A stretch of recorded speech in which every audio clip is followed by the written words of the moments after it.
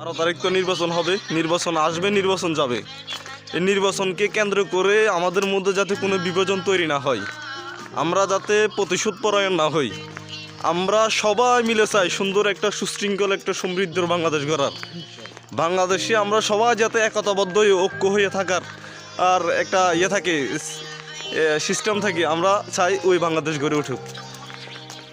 এ বাংলাদেশে হিন্দু মুসলিম বৌদ্ধ খ্রিস্টান সবাই থাকবে, সবাই চাই একতাবদ্ধ হয়ে, সবাই চাই একতাবদ্ধ হয়ে বাংলাদেশকে সুন্দর করার, একটা ঐক্যের বাংলাদেশ গড়ার। সো নির্বাচন 12 তারিখ, সবাই ভোট কেন্দ্রে যাবেন, যার যার প্রার্থীকে পছন্দের প্রার্থীকে ভোট দিবেন। ভোট দেওয়া আপনার নাগরিক অধিকার। ভোট দিয়ে আমাদের বাংলাদেশে একটা সুন্দর সুশৃঙ্খল সমৃদ্ধ বাংলাদেশ উপহার দেন, এটা আমাদের সবার কামনা। বলা কি বলেন মিশু ভাই? ইনশাআল্লাহ। ফয়সাল ভাই, কি ফয়সাল ভাই কোনো মতামত আসেনি?